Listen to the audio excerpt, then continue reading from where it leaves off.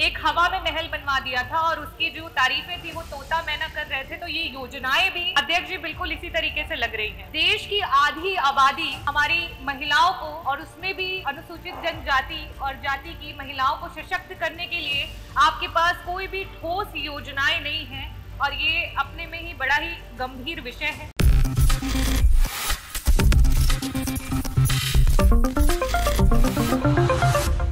नमस्कार, मैं प्रांशी राठौर और आप देख रहे हैं नेक्स्ट 9 न्यूज। उत्तर प्रदेश में इन दिनों सियासत काफी ज्यादा गरमाई हुई है। उत्तर प्रदेश के मुख्यमंत्री योगी आदित्यनाथ लगातार विपक्षी दलों के निशाने पर बने हुए हैं। दरअसल जहां एक तरफ यूपी में कई घटनाएं हो चुकी हैं और उन घटनाओं के चलते वह इस वक्त विपक्षी दलों के निशाने पर हैं। विपक्षी दल लगातार उनसे सवाल पूछ रहे हैं और ऐसे में योगी आदित्यनाथ लगातार यहां पर हुंकार भरते हुए भी नजर आ रहे हैं। दरअसल आपको बता दें, नजारा देखने को मिल रहा है इस वक्त सदन में विधानसभा सत्र जारी है और इस दौरान लगातार यहां पर सवाल पूछते हुए नजर आ रहे हैं विपक्षी दलों के तमाम नेता योगी सरकार से। इस रिपोर्ट के जरिए आपको जानकारी देना चाहेंगे एक बार फिर से कि किस तरह से सदन में अब एक और महिला विधायक ने अपनी बात रखी और मांग कर डाली है योगी सरकार के वरिष्ठ नेताओं से। क्या कुछ कहा है उन्होंने? दरअसल आपको बता दें कि यहाँ पर हम बात कर रहे हैं जहां एक तरफ सिराथू सीट से सपा विधायिका अपना दल कमेरावादी से पल्लवी पटेल मैदान में है। पल्लवी पटेल लगातार यहां पर हुंकार भरती हुई नजर आ रही है। पल्लवी पटेल यहां पर योगी सरकार से सवाल पूछती हुई नजर आ रही हैं और बार बार यहां पर सीएम योगी आदित्यनाथ के साथ साथ डिप्टी सीएम केशव प्रसाद मौर्य पर वह निशाना साध रहे हैं। वहीं डॉक्टर पल्लवी पटेल से हटकर अब यहां पर सपा से ही विधायक डॉक्टर रागिनी सोनकर भी चर्चा में बनी हुई है। सदन में बेबाक तरीके से वह अपनी बात रखती हुई नजर आ रही हैं। कभी महंगाई बेरोजगारी को लेकर बात रखती हैं तो अब उन्होंने यहाँ पर शिक्षा विभाग को लेकर भी अपनी बात रखी है। उन्होंने यहाँ पर महिलाओं को लेकर अब तमाम सवाल किए हैं कि आखिरकार यहाँ पर छात्राओं के लिए क्या कुछ फैसले लिए जा रहे हैं। छात्रवृत्ति योजना को लेकर उन्होंने अपनी बात रखी है।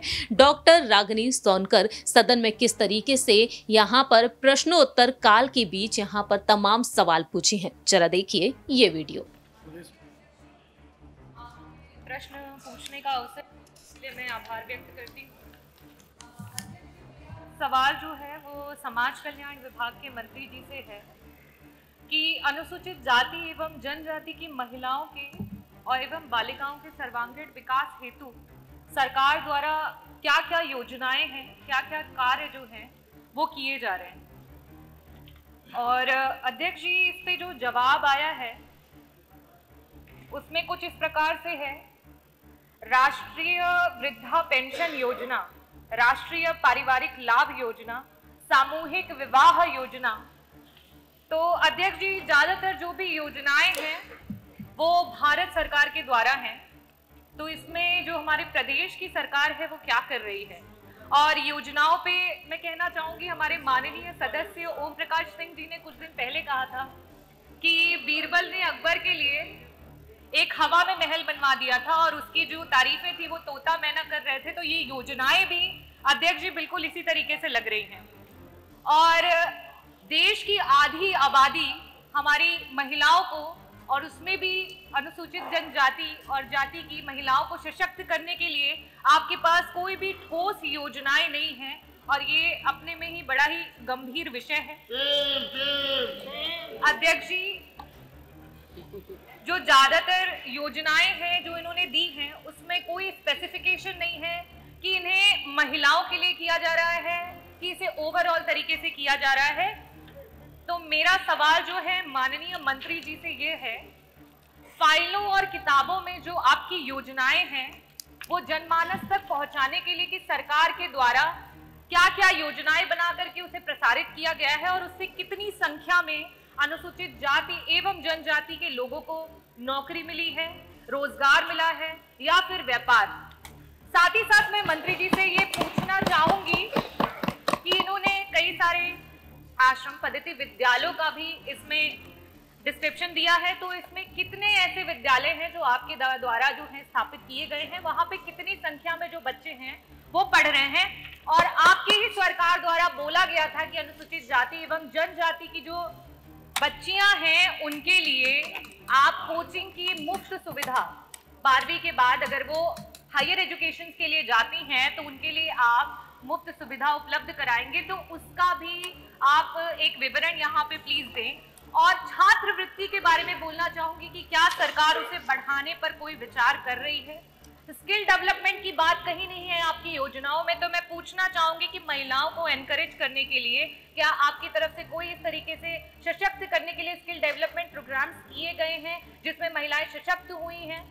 उसके साथ ही साथ हेल्थ का कोई भी ब्यौरा नहीं मिला है अध्यक्ष जी कि हेल्थ में, क्योंकि मैं जिस समाज के जिन महिलाओं की बात कर रही हूँ उसमें ज्यादातर अशिक्षित हैं और वो बिलो पॉवर्टी लाइन है, तो क्या उनको माल न्यूट्रिशन के लिए, सैनिटरी नैपकिन्स के लिए कोई भी अवेयरनेस स्कीम्स बनाई गई हैं? माननीय मंत्री महोदय, बड़ा महत्वपूर्ण प्रश्न माननीय सदस्य ने उठाया है।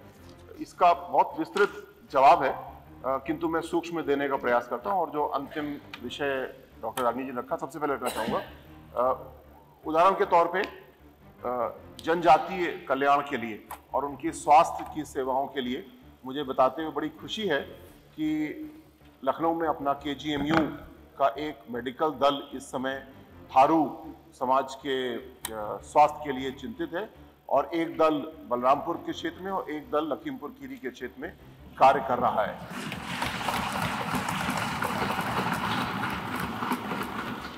इन दोनों दलों में चिकित्सक यानी प्रशिक्षक भी हैं और स्टूडेंट भी हैं, और जो जनजाति कल्याण विभाग है दोनों क्षेत्रों में थारू विकास परियोजना के जो अधिकारी हैं वो उनको लोकल सपोर्ट दे रहे हैं और काम चल रहा है। ये एक उदाहरण दे रहा हूँ, ऐसी बहुत सारी योजनाएं हैं और हमने यहाँ जो जवाब प्रस्तुत किया है उसमें 11 ऐसी योजनाएं अनुसूचित जाति कल्याण की, जिसमें महिलाएं कुछ में विशिष्ट रूप से और कुछ में शामिल हैं, और इसी प्रकार की 11 योजनाएं प्रस्तुत की हैं जो जनजाति कल्याण की हैं।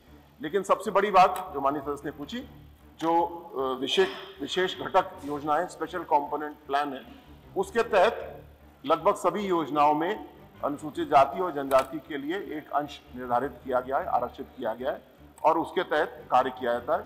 और समाज कल्याण में एक कल्याण नियोजन प्रकोष्ठ बनाया गया जो इसका निकटता से पर्यवेक्षण करता है। धन्यवाद। विशिष्ट रूप से केवल एक कहना चाहूंगा, जैसे कि मुख्यमंत्री अभ्युदय योजना है, माननीय सदस्य ने जानना चाहा कि हमने कोचिंग के लिए बोला था, तो बिल्कुल कोचिंग के लिए ये वादा किया गया था। माननीय मुख्यमंत्री जी ने जिस समय कोविड चल रहा था, सारी कोचिंग बंद हो गई थी, तो इसको ऑनलाइन किया और अब ऑनलाइन ऑफलाइन यानी हाइब्रिड मोड में मुख्यमंत्री अभ्युदय कोचिंग चल रही है।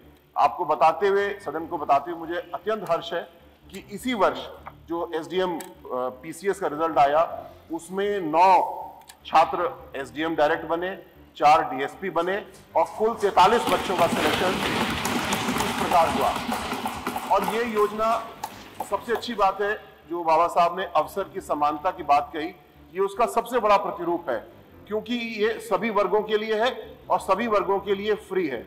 जो टैब नहीं अफोर्ड कर सकता उनको हम टैब देते हैं, बाकी सबके लिए समान रूप से ये फ्री है।